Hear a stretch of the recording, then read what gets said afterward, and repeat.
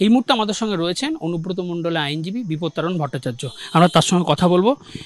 বিপত্তারণবাবু, আজকে কি মেডিকেল কি সার্টিফিকেট দিলেন সেটা যদি বলেন। অনুব্রত মণ্ডল ল বাইন্ডিং সিটিজেন, আইনের ওপর আস্থা আছে। আমরা তার তরফ থেকে এসেছিলাম, তিনি অসুস্থ, সেই বিষয়ে আমরা তদন্তকারী অফিসারকে জানালাম।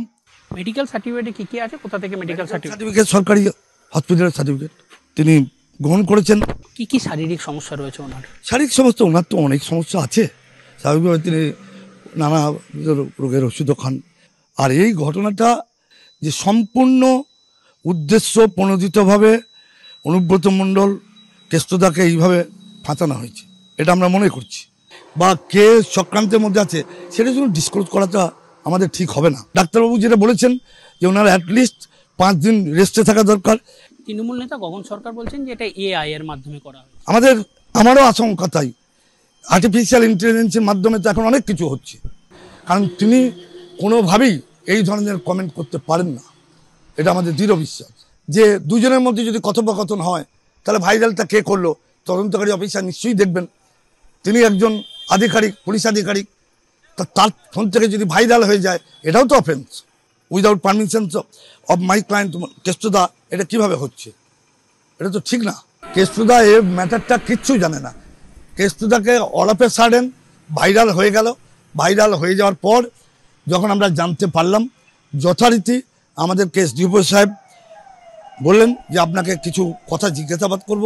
সেটা গতকাল ডেট দিয়েছিলেন, গতকাল আমরা গিয়েছিলাম, আইন মেনেই চলেছিলাম যে আমরা কোনোভাবেই তদন্তে ব্যাঘাত ঘটাবো বা তদন্তকারী অফিসারকে কাছে যাব না, এরকম কোনো মোটিভ আমাদের ছিল না বা ভবিষ্যতেও থাকবে না।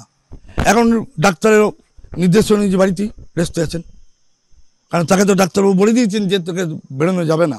আমরা কথা বললাম, একটা জিনিস খুব পরিষ্কার, যে তিনি পরিষ্কার বলে দিলেন যে আগামী 5 দিন অনুব্রত মণ্ডল বের হতে পারবেন না বাড়ি থেকে। ক্যামেরা আবির ইসলামের সঙ্গে ভাস্কর মুখোপাধ্যায়, এবিপি আনন্দ, বীরভূম। অর্থাৎ আপনারা শুনলেন, অনুব্রত মণ্ডলের আইনজীবী তিনি স্পষ্ট বলে দিলেন চিকিৎসক অনুব্রত মণ্ডলকে বাড়ি থেকে বেরোতে নিষেধ করেছেন, 5 দিন তিনি বাড়ি থেকে বেরোতে পারবেন না। গতকাল ওই একই অসুস্থতার কথা বলা হয়েছিল এসডিপি অফিসে গিয়ে অনুব্রত মণ্ডলের আইনজীবীদের তরফে, কিন্তু গতকাল আমরা কি দেখলাম, তিনি বাড়ি থেকে বেরোলেন, পার্টি অফিসে গেলেন, দীর্ঘ বৈঠক করলেন।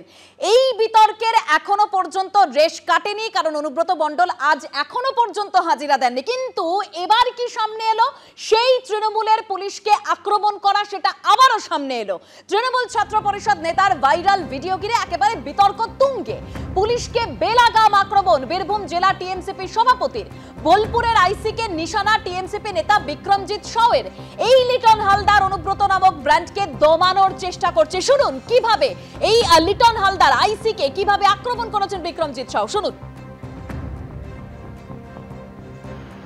এই আইসি দুর্নীতিগ্রস্ত। বোলপুর থানার আইসি প্রত্যেকটা বালি মাফিয়া, পাথর মাফিয়াদের সঙ্গে যোগসূত্র বজায় রেখে কাজ করে। এই লিটন হালদার অনুব্রত মণ্ডল নামক যে ব্র্যান্ডকে দমানোর চেষ্টা করে। লিটন হালদার একটা কাপুরুষ।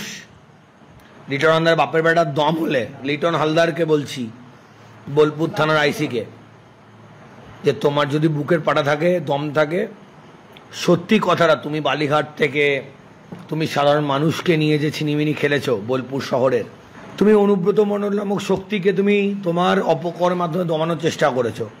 তোমার অপকর্মের মাধ্যমে অনুব্রত শক্তি দমে না।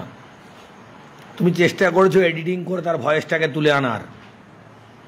তুমি চেষ্টা করেছো অনুব্রত মণ্ডলে একটা এডিটিং করে সেই ভয়েসটা মার্কেটে দেওয়ার।